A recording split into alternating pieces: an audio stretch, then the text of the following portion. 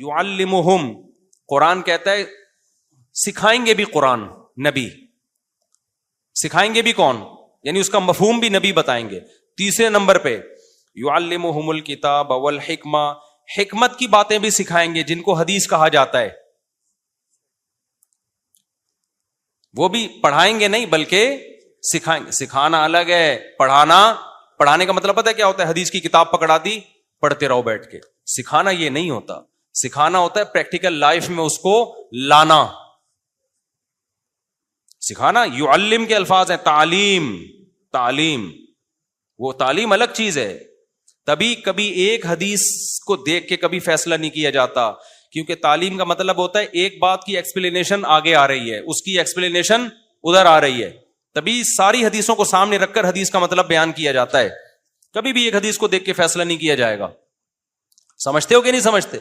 آج بہت سے اسکالرز حدیث کا ریفرنس دیا، لوگ کہہ رہے بھائی یہ تو حدیث ہے، یہ بھی حدیث ہے، اس کے علاوہ بھی بہت ساری حدیث ہے، ان کو ملا کے دیکھو. قرآن کیا کہتا ہے کہ جو قتل کرے گا ہمیشہ جہنم میں جلے گا. لیکن اہل سنت والجماعت میں کسی کا بھی عقیدہ نہیں ہے کہ قاتل اگر مسلمان ہے تو ہمیشہ جہنم میں رہے گا وہ، بلکہ ایک دن گناہ کی سزا کھانے کے بعد نکل آئے گا. حالانکہ قرآن کے الفاظ ایسے نہیں ہیں. وجہ کیا ہے؟ قرآن میں دوسرے مقامات پر اس کی تشریح ہے. تو اس طرح حدیثوں میں بھی ہے. تو یہ جو ہوتا ہے نا کہ چند چیزیں دیکھ کے فتویٰ دینا شروع کر دینا، یہ جہالت کی بات ہے. اور غیر مسلم بھی بہت سارے ایک حدیث دیکھ کے اعتراض کر رہے ہوتے ہیں، دیکھو نبی نے یہ فرمایا. میں اکثر ایک حدیث پیش کرتا ہوں.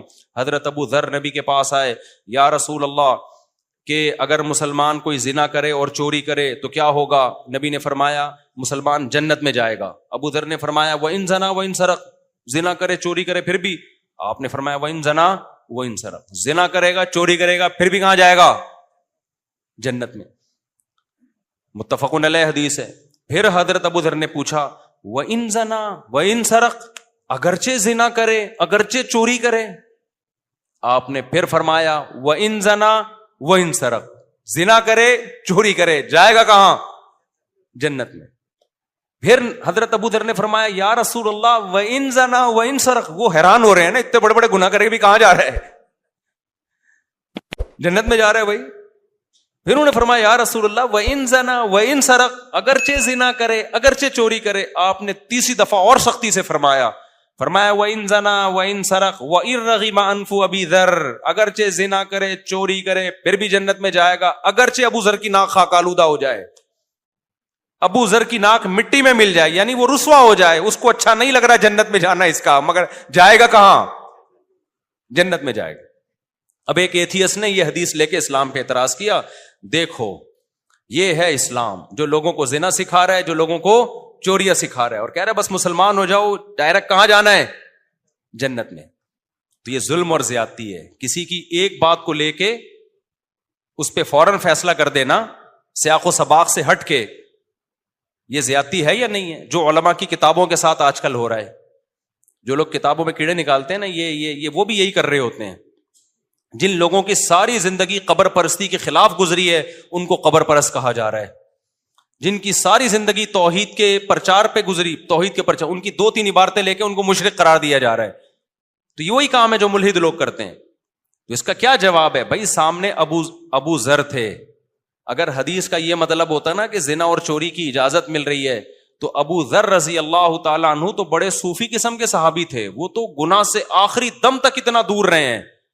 نبی کو پتا تھا کہ یہ کبھی بھی زنا اور چوری کی جرت نہیں کریں گے.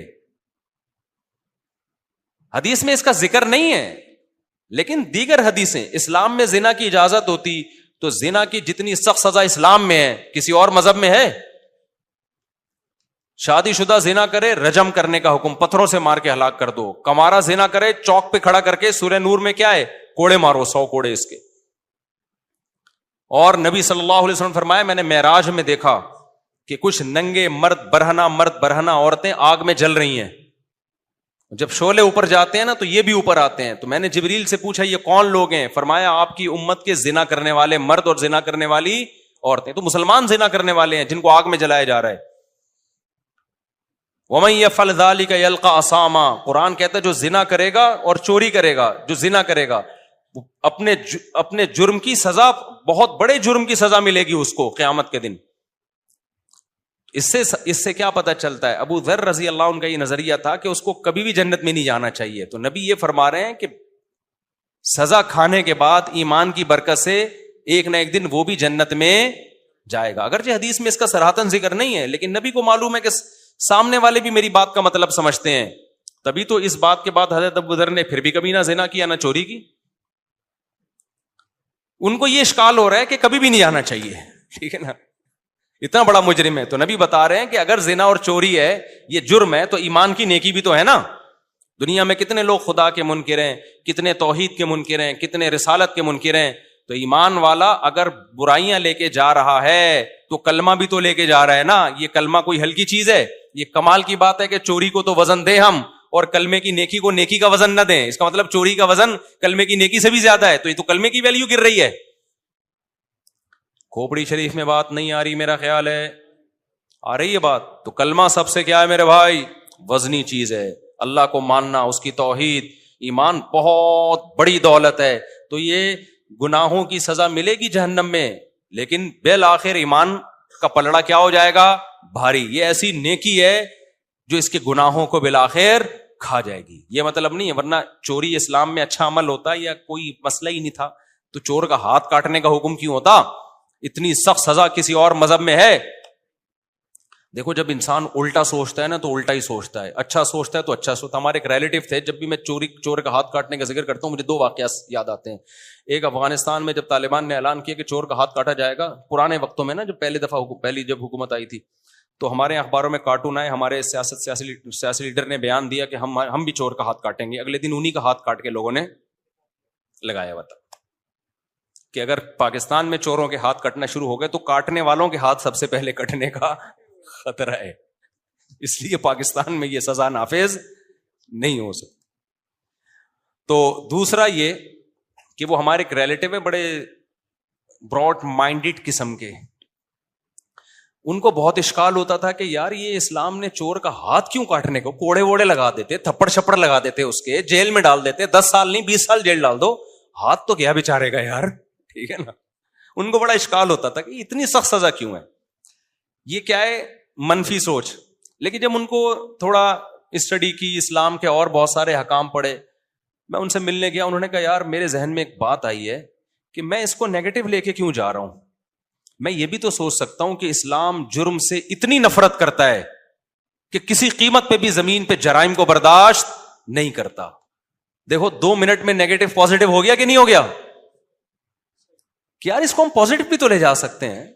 اسلام کہتا ہے بھائی جرم دیکھنا ہی نہیں, زمین پہ رہنا ہی نہیں ہے, کاٹو سالے کا ہاتھ, کمبخت چوری کرنے کے قابل بچے ہی نہیں دوبارہ.